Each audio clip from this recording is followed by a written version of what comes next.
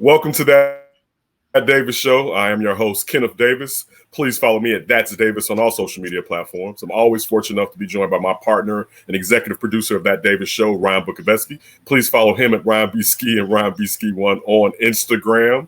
Listen, we got to talk about something near and dear to my heart and across town from Ryan and what's near and dear to his heart as being someone that, even though he lives out of town, has Cubs season tickets that he profits from, as he should. Yeah, I like how I got them when I left town. So it was very useful in that regard. It's just so that you were looking at how to improve yourself economically, boost your economic standing. We kind of messed up a little bit with them early season games. I wish they had like a White Sox package where you only had to do like X amount of games and you qualify for playoff tickets. Right. But the Cubs make you buy the whole thing if you want it. And it's like we messed up so early on. We weren't paying attention as strongly on like selling the tickets. So we took a little dip this year. But if they make the playoffs, we'll be back. We'll be back. More profitable. Which is good for you, but that's I don't know if you know. With the White Sox, like you got to pay for the entire like season package with the Cubs for the playoff tickets, and whatever like level they don't get to, that's just credited for next year's tickets kind of thing. So we got to pay like literally what we paid for the season tickets for the playoff tickets. Wow. All right, Ryan, but that's not why we're here. White Sox, talk the other side of town. Yeah, White Sox, the VP of baseball operations and former general manager Kenny Williams, along with general manager Rick Hahn, were let go by the owner Jerry Reinsdorf this week. We all would think it's been about time, but usually with this organization, and you could say the Chicago Bulls, which Jerry Reinsdorf owns both, they hold on to people that are in the front office. Jerry Reinsdorf has a lot of loyalty. I'll give him that positive, but it comes back to bite him in some ways when those people aren't necessarily they're doing their job at the highest level or adapting to how perhaps their job has changed, particularly in a sport like baseball, how analytics has become a huge part of baseball the last 15 years or so. And not just trying to just totally diss the analytic department, but you kind of get what I'm saying. Also, just not transitioning from the type of player they used to draft. Well, back in the days, particularly when Kenny was in charge, it was players with high floors instead of players with high ceilings, or it was identifying a player and not moving off of him just because you fell in love with him and overdrafting him in a rounds that perhaps that player would have been drafted by other organizations. I'm happy, but I'm fearful because this is the White Sox. And we've already heard about White Sox assistant general manager player development Chris Getz having an in this week. Bob Nightingale basically said that Chris Getz and Drayton Moore, former Royals general manager, now senior advisor of baseball operations for the Texas Rangers, would basically not come. Chris Getz will be elevated to general manager. Drayton Moore will become an executive. I don't think Drayton Moore has done anything with the Royals that make me think I need me some of that. You know what I'm saying? Like, I'm happy they finally got them one, but how long did it take? How many times did they have to reshuffle? It sounds a lot like what I had here already, to be honest with you. I don't want more of that. I want extreme confidence.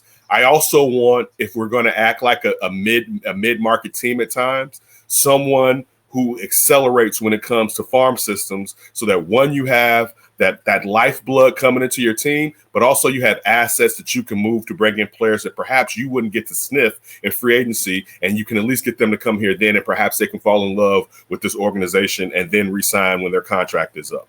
That's what I want to see. So I want to ask you, what do you think first before I get into some of the candidates out with that we would prefer or interest us or have been discussed and talked about? What did you think about Jerry releasing Rick Hahn and Kenny Williams? Well, it was definitely surprising when they did it to me. I guess maybe surprising isn't the best word, because it does seem like that's a very Chicago sports thing in general. Like, we've talked about it multiple times, where, "Oh, do you want these people handling the trade deadline if you're going to eventually like fire them," type thing. And that sort of played out. But, you know, I wouldn't say that's an uncommon thing, especially in the city of Chicago. I feel like we see that kind of stuff all the time Right. with all the sports teams. But it was a move that I think you just kind of had to do, obviously, because the direction, like, honestly, it got really simple for me in this White Sox window with some of these things. Like, if you can't play defense, it's really hard to win a World Series. And every year for like the last 3 years, they've been out homered in their own ballpark. And we know what a launch pad guaranteed rate field is. And some of these things are just like, you can't get around them. These are going to be big, major things in terms of winning a World Series. And when you're not even like the best at what you do within your own league, and then you see teams like the Dodgers or even the Braves, like these real big juggernauts in the National League, to go along with the Houstons and maybe not so much the Yankees right now, but within the last few years, the Yankees and some of these powerhouses within the American League, it just didn't feel like they really had that winning window unless they were able to make some adjustments after Tony La Russa had to kind of give off because of health issues. He had to retire. Maybe with the new manager, maybe with some new systems in place. But some of that stuff I think is like, you saw what the Cubs did with the reshifting on run prevention and really going after pitching and defense. And a lot of people were wondering, well, getting rid of Wilson Contreras and some of these players, you're going to really struggle to score runs. And not to say that wasn't incorrect, but the idea was, we're going to build our identity around this run prevention, and we'll try to add in the offense where we can, maybe take advantage of a DH spot like they are with Christopher Morel, having like that bopper who can't really defend. I feel like the White Sox needed to kind of go through some of that. And so if you're going to do a change at the roster level and refocus on pitching and defense and some of those things, probably Kenny and Rick aren't the best people to run that, since they built a team of first basemen and DHs everywhere, and that caused a huge problem. And even some of their big free agent issues like Yasmani Grandal, the idea was really good, the pitch framing and the defense, but he's not very good at stopping base runners and stealers. And that obviously that's something that the White Sox could have necessarily foreseen, but the bigger bases and some of those things made the base running defense that much more important. Even getting like Andrew Benintendi, he's a solid outfielder, but he's not going to hit for power, and he can only play left field. And we know if you got a bad defender, you want to stick him at first base or left field. Those are the best places to hide somebody with poor defense. So some of these configurations just didn't make sense. You could do the whole let's trade Dylan Cease or Louis Roberts, and not that I'm saying that they should have, but that's Chris Sale and Jose Quintana all over again, and that's just going to put you right back at the beginning. And to your point with the Chris Getz, you really want to focus on farm system development, especially if you're not going to go big bang with the free agent money and be one of those big market teams. And I don't want to give too much shade to the White Sox with that. They've been top 10 payroll within the last couple of years, but we still know they haven't given $100 million contract to somebody, and it's only them, the Royals, and the Athletics. And those are some severe small market teams we're talking about that they have a company with. So overall, this is probably the time when you've got a superstar center fielder, you still got some good pitching assets. This is the time, if you're going to do a reshuffling or rebuilding or whatever you want to call it. I think where we are kind of aligned is just the concern of who's going to be that guy if it's an internal person. There's just too much. Maybe you have an internal guy that really could grow into that position. But again, looking at Chicago sports in general, there's way too much of that. And what's been the most successful real period in this kind of like millennium within Chicago sports? Well, it was having a lot of smart people at the Blackhawks that have kind of done it before, and they built that. And they obviously got two generational talent players that accelerated everything. but it was also the Theo Epstein Cubs, people that have done it before. We're still waiting on the Bears. Like, we like how things are kind of moving, but we don't know if Ryan Poles is any good still. We have no idea. And we know going to that Kansas City bag hasn't worked for the Bears. I don't know if it's going to work for the White Sox either, especially when they haven't had a ton of success in the last few years. But I guess to finally wrap up, I'm liking more the reports that I'm hearing that they're at least, maybe they're still dead set on the gets more combination, but it sounds like they're going to do a national search somewhat. They're going to interview other candidates, and hopefully Jerry Reinsdorf is keeping an open mind, because I look at like James Click, and I know you're going to talk about some of the candidates, but he was the GM of the Astros that won a World Series, and they just kind of got rid of him. That's some of the guys you really got to at least really be getting information from, interviewing very hard, considering very hard, because they've done it before at that level, and they've been with successful organizations like James Click with the Tampa Bay Rays before then. You really want to lean on guys that have done it, in my opinion, especially if you're Jerry Reinsdorf, you're 88 and you want to see this become a winner.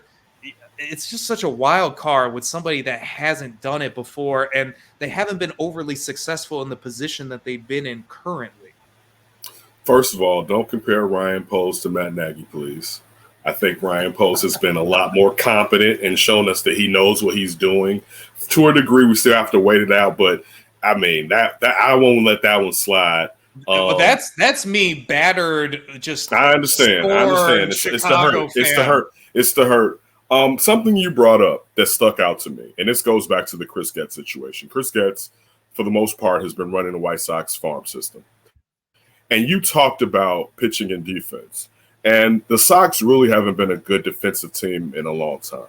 But you know what the Sox used to be able to do? They used to be able to develop the hell out of pitching. Like, the Sox were notorious for being able to have guys come from their farm systems and develop them into good pitching, or guys they traded for. But that was something. And also not just starters, but, you know, guys that are in the bullpen also. And that's went away. Tell me the last homegrown good Sox pitcher that they drafted I can't even remember as of right now. The last one. So and they're not even doing. You could maybe say Garrett Crochet, but he's been hurt. Right. And so he hasn't proven himself outside of the damn pandemic. You know what I'm saying? Half a season or whatever.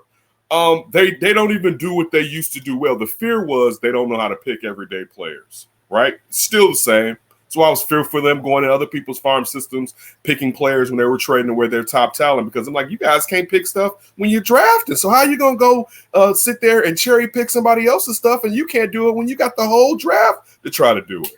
Mm-hmm. Listen, with the Chris Getz situation, break off and break away. Chris Getz was groomed by Kenny and Rick. I don't see, and this is me on the outside. So of course I'm not privy to a lot of things that may be good about what those people do in their jobs when it comes to baseball operations and general managing. But I know that I don't want more of it. You know what I'm saying? And that way of thinking, that school of thought, and that's to say that Chris Getz doesn't have his own thoughts, but still he's been in that room. Now he hasn't had the hammer to be the full decision maker, so perhaps things will be different. I don't know how. I would think he had a large control over the farm system, but again, we know Kenny would do whatever the hell he wanted. You know what I'm saying? So that could have been meddling when it comes to Kenny Williams, when it comes to players in the farm system and the draft. So I can't put that all on Chris Getz, knowing that Kenny Williams there was a power struggle at times between Kenny and Rick. But I think it's time for Jerry Reinsdorf, and to kind of get into the next part of this, who would you want? It's time to break away from me and you had to be tight, and you're like a son to me because were a part of this organization in another way, and now you're going to come and learn how to do this. You just need to go out and get professionals. All right? So, again, I've said that I'm not really down with the Drayton Moore. You already brought up James Click, which to me would make perfect sense for you to go out and to bring him in. I will also probably want to say somebody that I would be big on would be now I don't know if he would want to come. His contract isn't finalized, Mike Rizzo, the national GM, president of baseball ops, Chicago native. His new contract has yet to be finalized. You got who else do you have here? You have this one I really love. David Stearns makes a lot of sense too. Yep. I believe with the Brewers, he makes a lot of sense. Small market guy. Peter Bendix, current role is senior vice president of baseball operations for the Tampa Bay Rays. You know I want something from Tampa. If you don't know, you should know. And I think we should all know. We want something out of that Tampa organization. Hopefully someone who's really in there doing something, not trying to diss Arturius Karnisovas, but it doesn't seem like, bringing in that guy from Denver was that guy that we need to bring in. I hope it's not a Karnisovas situation.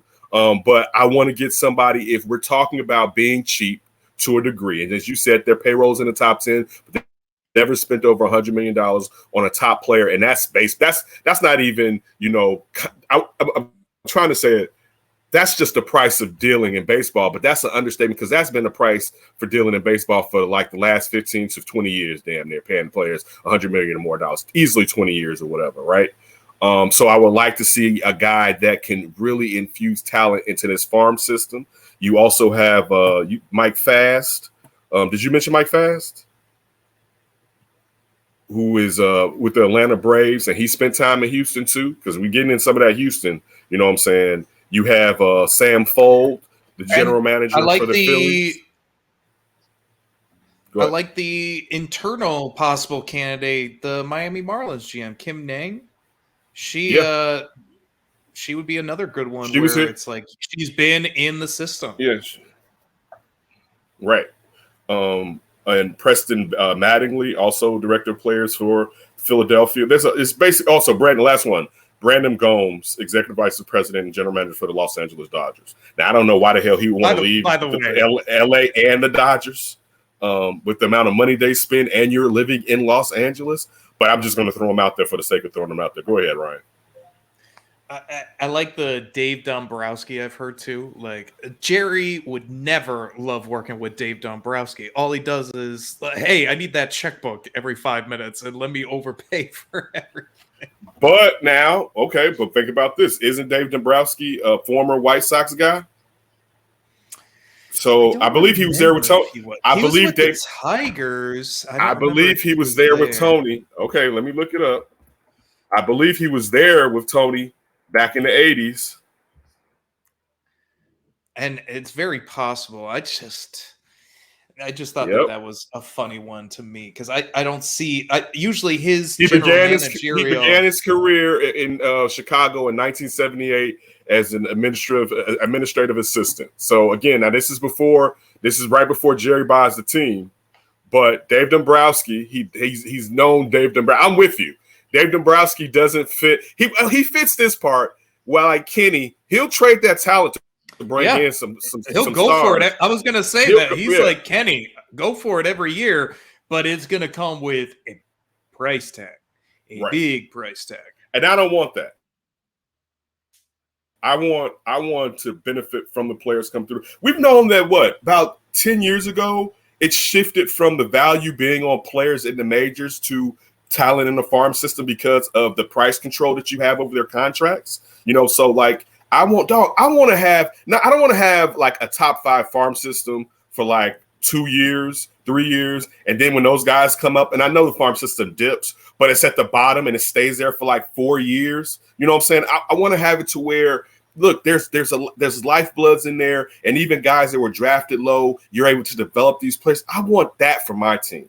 You know what I'm saying? I want that consistency. That may not win World Series, but just give me as a White Sox fan consistent winning. You know what I'm saying? And also give me a culture. You mentioned how the Cubs changed to go defense and pitching, and we'll figure out the offense. Give me this team lacks a culture. All right, one from the style of play, but also from the attitude. You know what I'm saying? And that's part of the problem when you do a full rebuild and you tank. You got to make sure you got guys in there, not just the manager, but even throughout that front office that really can have the type of attitude that even though we went through losing, we're not losers and we don't settle for this. And they never really click back on we're winners, of like that type of winning attitude. because a lot of them that before, outside of the guys they brought in, they hadn't won like that. So that's just that's just how I feel. Is there anything else? I have one more subject, and I'm sorry I didn't tell you before that we got to talk about before we get out of here real quick. But did you have anything else on perhaps who the White Sox should bring in, or the letting go or release of Rick Hahn or Kenny Williams? I think the big thing, because you're completely right about the minor league system. I mean, when you look at just in general, the Dodgers are a really great team, not just because they have a ton of money and they sign these free agents and they're a great location, but they are constantly, whether a guy gets injured or not, bringing up somebody from the farm system and they're completely filling those shoes. And then I look at a guy like Shohei Ohtani, like when Roberts is up for contract, it might be one of those things where it's like, okay, do we really want to pay for past success? Is he worth, depending on maybe some of the injuries, depending on some of the things that maybe could happen, you're sometimes at a crossroad as an executive. Like, do we want to pay this super high AAV with this long-term money, and we don't even know if they can live out that contract? Well, it's very difficult to let those type of people go if you don't have kind of somewhat similar talent coming through the bottom. Or what the Braves did when they lost Freddie Freeman, what did they do? Well, we got a loaded farm system. Let's go get Matt Olson, who's still in his prime, and then we'll sign him to a cheaper deal. And he's been not MVP because they already have the MVP on the team, but he's been up there as an MVP type candidate. It's the same thing with the catcher that they got, Sean Murphy. Hey, we need a catcher. We got all these kids. We can go out and get a prime catcher and worry about spending the price tag later or sign him to a better deal now. So it just gives you that fluidity. And I think that kind of thought process of the fluidity has to go into whoever is the running person of this. And I like hearing the reports, we need one leader, because this power struggle that they had with Kenny and Rick, I mean, of course it was going to blow up. You can't have guys that can usurp others in certain areas versus not. It's just way too messy, and ego and pride is always going to come into play with these things. But whatever decision maker is hired, they have got to have full autonomy to do whatever they want type thing. If they want to trade Dylan Cease, they have to be allowed to do that. Facts. All right, last one, and this is something that I hate. Whatever kind of type move that is. This is something that we'll put a button on that, Ryan. You ended that perfectly. This one's something I hate, but we need to talk about it on this baseball podcast, and that's Shohei Ohtani's injury and what's next with free agency when it comes to him. Listen, I love me some Shohei. I mean, I remember me and D used to argue about Shohei Ohtani, and D was like, they shouldn't sign him. And I'm like, dude, even if he can't pitch, he's going to be a great hitter. Like, you're going to get, like, either way, you're going to get signed. If you get both, look out. And for the last 2 years, we've been getting both and looking out. And with that UCL tear and knowing that he's going to get his second Tommy John surgery, I think he's going to come back close because he's a beast, like physically, let alone mentally. To be able to perform like that, pitching and hitting in a foreign country, you are mentally a beast, but physically you can look at that young man. He is a specimen. I hate to hear it. I know he's going to continue to DH and hit. I think the great thing about Shohei is he's been so great that this may affect his money, but it won't affect it as much as it would have affected a lot of other players who have this type of injury prior to free agency. One, because he can hit, but two, because he's a freak of fucking nature. The thing is now, that you get diminishing returns with the second Tommy John surgery. I think this. Okay, I got a conspiracy theory for you, right? Because people are still hammering and dissing the Angels for not moving him, which they wouldn't have gotten a haul because he didn't have any more time control in his contract. So in a way, I get them holding on to him, but I think the Angels knew his elbow was shredded, and just listen to this and they're like, listen. Also, and I know most people that follow us know they let him get away with a lot of shit. I don't mean that in a negative sense, but he's allowed to do his own thing, right? So, like, I'm sure his regiment, whatever he has to do, that's Shohei. Yeah, we got a hitting coach, we got a pitching coach. Shohei does his own thing, right?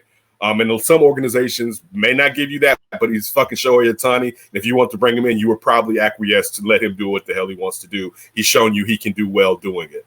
But the reason I'm saying this is they can come to him now and say, listen, we'll give you that $500 million, and we're not worried about the fact that you can't pitch next season.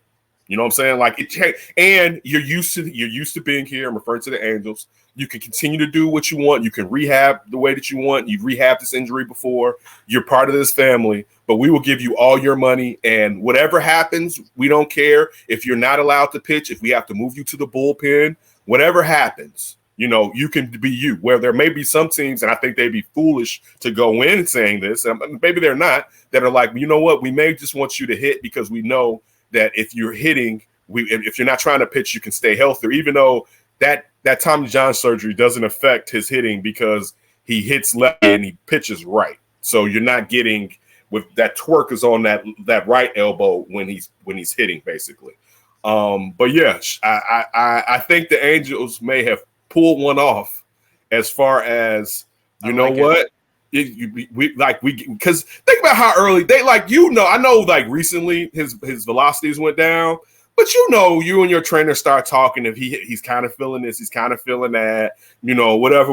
Like, they're gonna be in early, and they know, like, let's just hold on to, because the risk of him trading him somewhere for a few months and he likes it, you know what I'm saying, and they're winners. You know what I'm saying? And like that could instantly stop from you having any chance of getting it back. He still may have an affinity and be like, yeah, I want to come back. But he had an experience winning and in the playoffs. So it'd be like, and his legacy, because people then would be like, you went there, you guys went to the playoffs or even deep in the playoffs, and then you left there to go back to a team that hasn't been in the playoffs since way before you even arrived there, and with having one of the best players of the generation in Mike Trout. So for me, I think the Angels may have played this out brilliantly if they already knew way earlier that he had this injury, and it raises the level of perhaps desire that Shohei may have with staying with the Angels moving forward.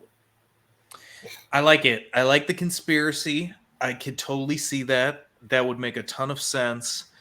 And just in terms of Shohei, you mentioned it, the bullpen. I wonder how much of some of the pitches will be from other teams, because, you know, you were paying for the pitcher and the batter, and maybe some teams kind of get scared off on the pitcher a little bit, knowing like, hey, he's not going to be able to do that for a minute. And on top of it, can he, because he's been having issues kind of with it since he's been in the majors. But I wonder if you try to sell him as like Felix, or I think it's Felix Bautista out in Baltimore, or just like one of these, like Mariano Rivera. Like, what if you're our finisher guy?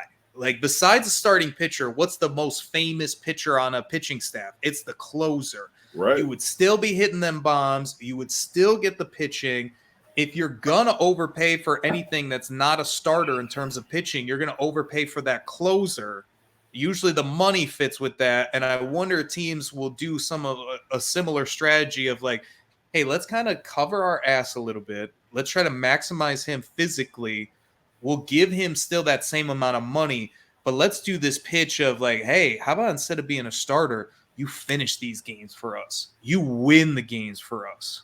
And look, you could be Dennis Eckersley going from a starter to a closer, or you can be like, what was the Atlanta Braves pitcher that went to closing? John Smoltz. Thank you. Or you can be, and I got drafted by the Tigers. You could be like John Smoltz, who went back to starting. So it could be both, where he closes for a couple years, or he's in the bullpen, and then he gets his arm feels a lot better, and he's like, you know what, I want to go back to starting. You know what I'm saying? I want to have this many days off in between rather than going 3 times a week or 4 times a week or whatever. But again, I'll say this, and I could be wrong. If he wasn't as physically gifted as what he is, I'd be fearful. But man, this dude is arguably the greatest baseball player ever. And like, to your point, like, I would look at all the high, like the top end position player contracts. I mean, it's like if he never pitches again, he's still going to be worth that alone with his batting. Like, he is one of the best hitters out there. And you have a whole continent of people that's into him. that you can sell merchants and everything to. You know, like you have all of Asia. You know, like you have Korea, Japan. That's And a lot of the merch. turnstile that you get, like, I don't care what you do in terms of attendance. As soon as he's there, everybody wants to see that shit.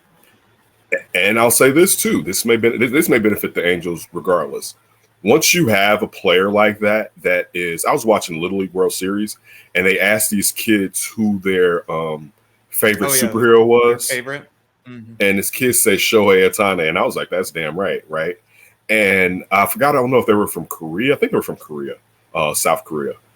And the point that I'm making is, you look at like the affinity outside of when Daryl Morey spoke that people in China had for the Houston Rockets because of Yao Ming playing there. You look at how here in Chicago, where you have Manny Minoso, but then you have Jose Contreras, and you have Pito, and it's a list of Cubans that we've had here, and it's one of those things where in Cuba, the White Sox are probably one of the teams, the preferable teams or whatever, and the Angels, you do that where there's going to be players over there that know, one, you acquiesce and you allow them to be them, and you give them the creature comforts that they desire moving to a foreign country. Again, I think the Angels may have pulled a nice one, a smart move to have. I mean, this is the thing. Remember that how people used to always complain like, yo, Mike Trout doesn't sell. Like Rob Manfred was getting on Mike Trout. I think it was Rob Manfred. I don't think it was Buzz Selig, but it may have been Buzz Selig. I think it was Buzz Selig. It was actually Buzz Selig was talking about that Mike Trout doesn't sell the game and all this. Okay, cool. Shohei speaks a whole nother language for the most part. Not to say he speaks a little English, and I'm sure he understands it. And I would say he's a bit more outgoing than Trout is. But the fact, and Mike Trout was the best player of a generation, of generations. The fact that Shohei is Shohei, we pay attention to the Angels. You know, like you may tune in for some Mike Trout Angels when he was really doing his thing, but Shohei, you're watching the Angels. It's different. You know what I'm saying? It's different. I can say I am exactly that person. Like the Mike Trout Angel never really hit high on the meter, and now some of that was I was living in the Midwest at the time, right? Those so were you really were late going games. to bear exactly. But you I live on the West Coast now. As early.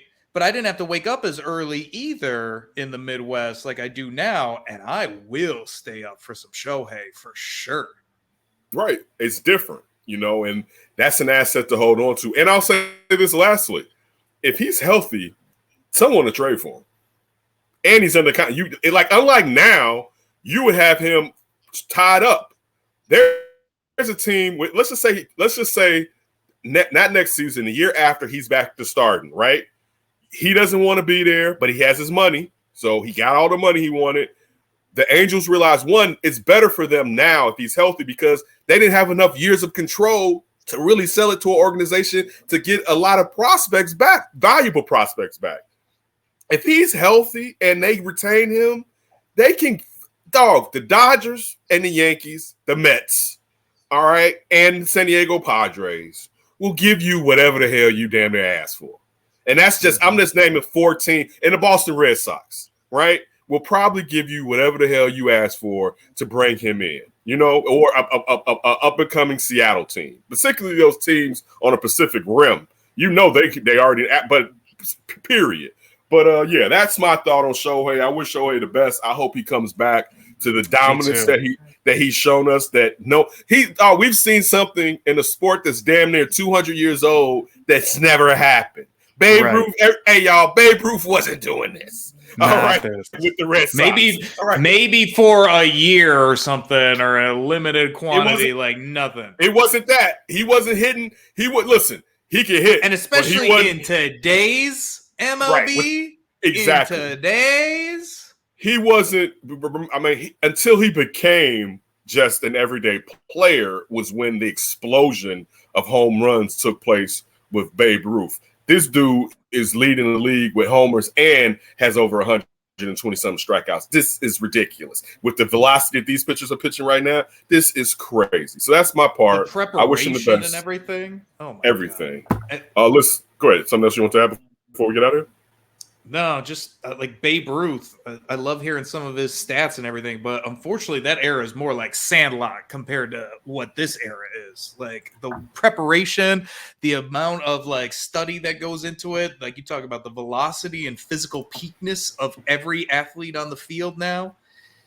It's crazy seeing him do what he does. Like he's really got to be talked about as maybe the best ever for sure. Definitely. All right, real quick. The most home runs Babe Ruth hit as a Boston Red Sox, and we're talking primarily when he was a pitcher, was 29. And I got to go back and see, did he switch? Was he more of an everyday player that year? Because I forget when it was when someone told him, you better off being an everyday player because of his power. And then I believe the first year with the Yankees, he had more home runs than the entire MLB combined. But still. I love that stat. Right. So anyway, everybody, we always appreciate you taking a little bit of time to spend with Ryan and myself. We're definitely going to drop a podcast talking about concerts that we've gone to or planning to go to recently. And then we're going to hit you with some Bear stuff next week with Cut Day coming up. So stay tuned. We're definitely going to be here. You be here for us. We'll be here for you. Everybody, one thing we always say, and we'll finish on this, please be safe.